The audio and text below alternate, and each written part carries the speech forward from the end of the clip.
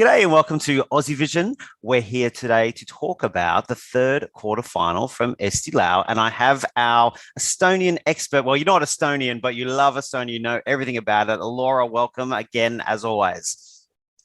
Thank you. Aitäh ja tere hommikust.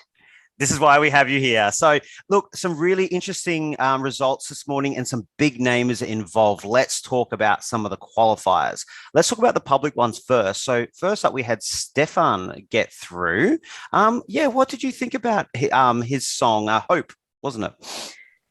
Absolutely no surprises there. I thought, like, when I was listening to it, this song's going to be as safe as houses. He's got the name recognition. He's been in Eesti Laul 3 times before, twice as a solo artist and once with Valle.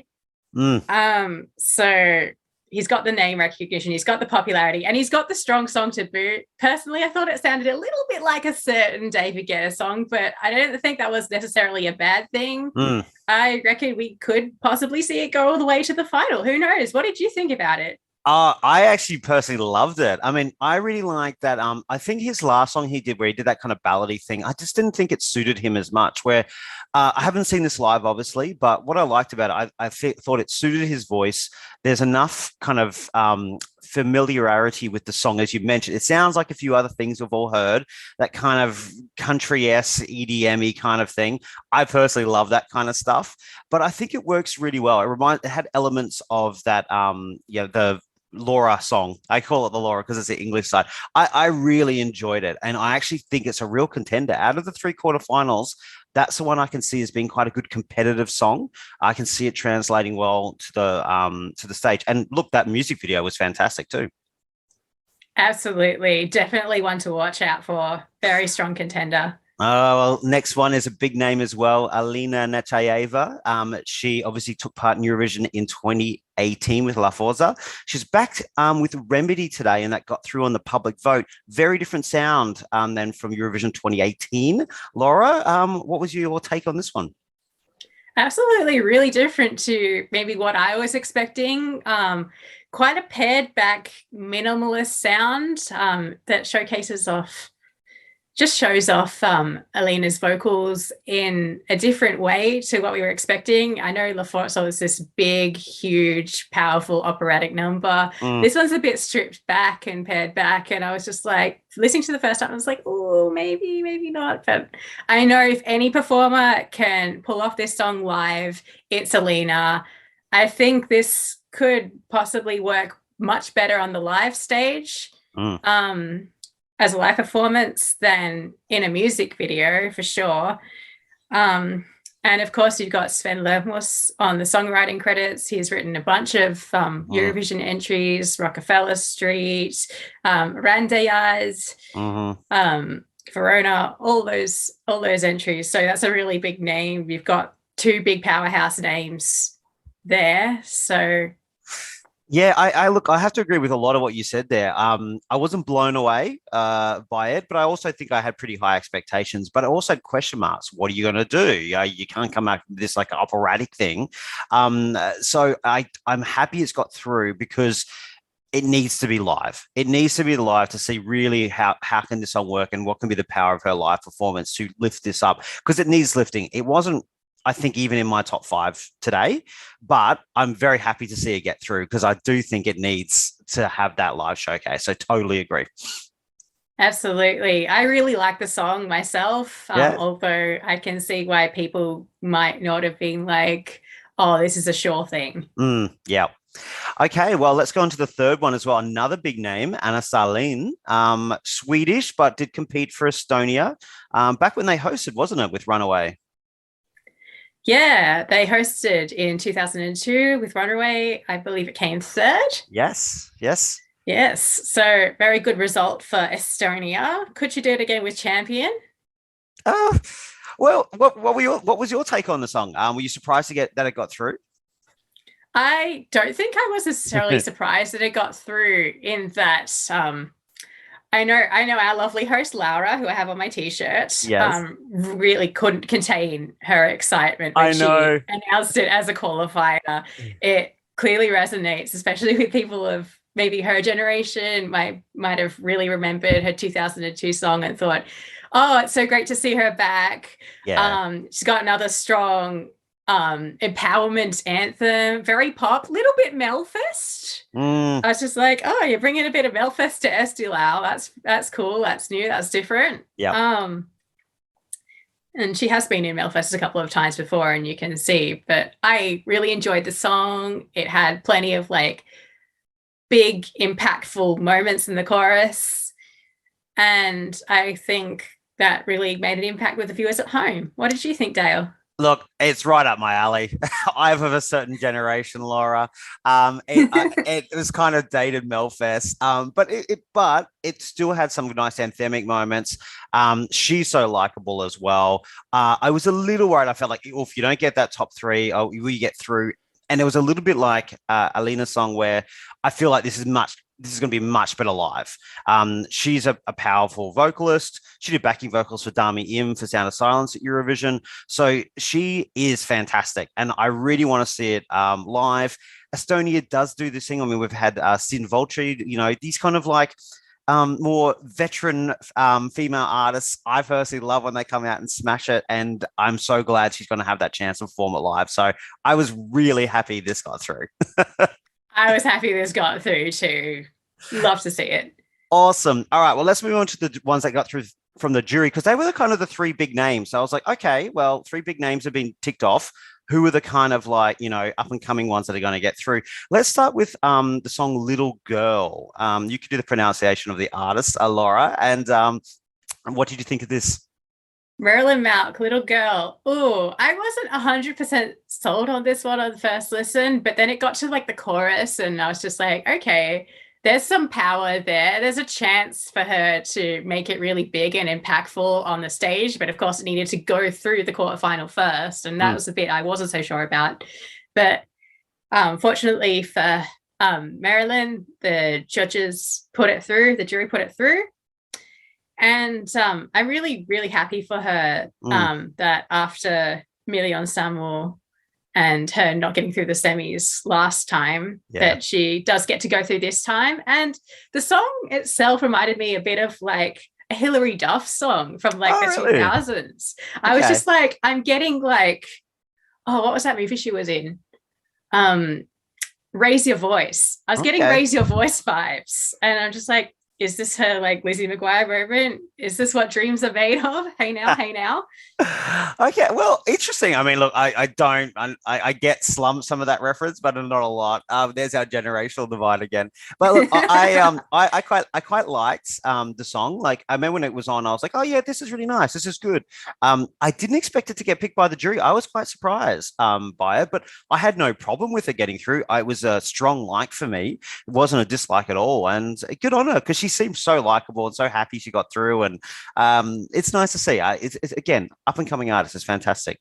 So let's move on to the next one. The other jury qualifier was Alabama Watchdog. Obviously, they were in it last year as well. So from my perspective, this song, it was rock. It was a little bit different from what they did last year, and it was obviously something that the juries liked, and they decided to put it through. Yeah, completely agree there. Juries clearly liked it. All right, well, let's move on to the ones that we think the jury should have chosen instead, maybe.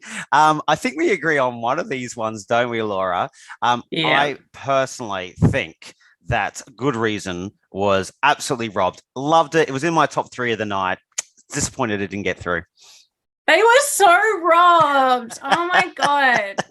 I know. I'm devastated for them. Truly, I am, because I watched their vlog. They had like a whole vlog series about Eesti Laul, and they were so excited to be in the competition. And the guitarist was going to do a backflip on stage if they got to the semis. But I'm really sad that we won't get to see that. I know. It was so tough. I thought they might have been close. I was worried. I thought they were always going to be the periphery of like maybe the 4th or 5th or the 5th public choice, and maybe the 4th or 5th. Like they were very, I think, middle of the road, and they might have been the top 5 of either, but not enough on either side, unfortunately. So yeah, what a shame. I hope they come back next year. I really hope they come back next year, because because their song 3 days ago, it was a really good song. I'm definitely going to be chucking it on my Spotify playlist and listening to it again and again. That's in the way my we can Rock National support. Final Yeah. playlist. Oh, there's going to be plenty, I'm sure. And it's a great way to support the artist. Another one I was kind of like, I thought maybe the juries might go for, because they did previously with this artist, Shira, with Underwater. Obviously, she did very well in Eesti Laul, a couple of years ago with the jury, but they didn't go for this one. Yeah, it was really interesting that they did go for this one. I kind of thought, oh, maybe she will get in, maybe she won't. I don't know. There was something about the whole concept that I personally just couldn't find myself gelling with. It was a little Sunday afternoon jazz for me, and it's kind of heard it all before, but I just sometimes don't know what the jury's going to do. So I wasn't like, oh my God, shocked, but I was like, oh, I thought maybe they might have put her through. Sunday afternoon jazz with some light BDSM. What's not to like? It was interesting. What about deLULU?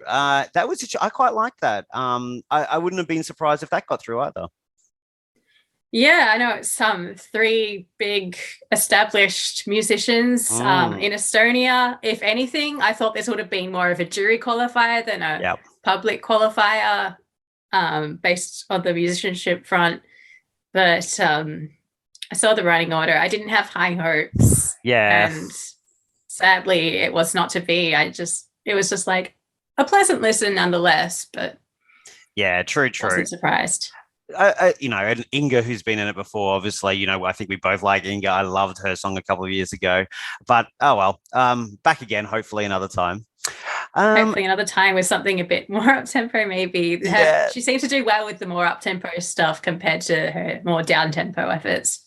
I totally agree. All right, well, let's talk about actually. Is it Levvis? Levvis, yes. Yeah, let's talk about. Oh my goodness, that was interesting. What did you take of that? That was, I said it in the live tweets. It transported me to a gay bar in the early 2000s, and the music video just reminded me of the music videos from that era. It's just like, am I a small child waking up on a Saturday morning or Sunday morning watching Rage videos in like 2001? What's going on? It was very there's a Australian song, Paul Mac, just a thing, where it uses the same thing. That was exactly the video. Yeah. Well, I was going out at the time when you were a child watching that on Rage. I was probably coming home from the night out. But look, it was when the song started, I was like, because what is this? He's not the greatest vocalist in the world, and it looked a bit like cheap. But then as it went on, there was something quite endearing about it. And actually, him as an artist, he was quite funny. I quite liked the confidence of him. And it was something that I was like, oh, that's not great. And that's not going to get through. And I would never vote for it. But as it got to the end, I just kept going back and kind of going, yeah, if I was at home, I probably would have picked up the phone and voted for it. So a shame. But I kind of glad it didn't get through. But there was something very good about it. I enjoyed it. I enjoyed it too. I could kind of see it like not getting through from the start. Yeah. Sadly. But first 10 seconds, I still really quite liked it. I probably would have picked up the phone too. And I think he even beat Elina Nechayeva in our polls this morning. Oh, wow. Yes, I saw that as well. So I think there was an audience from there. So look, if the full results came out later, I wouldn't be surprised that he beat a few home in that public vote. Yeah, I wouldn't be surprised either. It was very fun, very funny. I love his sense of humor, love his confidence. It is iconic. Yeah, it's going to be one to watch there. And the final one is Take Me Home, the song from, is it Lauri? Lauri Pihlap. Yeah, who was Pihlap. in 2XL, which is part of the Eurovision winning song for Estonia. Yeah, 2XL were traditionally sort of an R&B band, and I could kind of see that in this song. This song, Take Me Home. Yep. I got a lot of Justin Timberlake vibes from the song, and I'm just like, okay. I didn't really know what to say about it. Yeah, look, it was fine. It was there. Look, I didn't have it again. Nothing like I wasn't adverse to it, but it was quite repetitive. It kind of feels like we've heard all that before.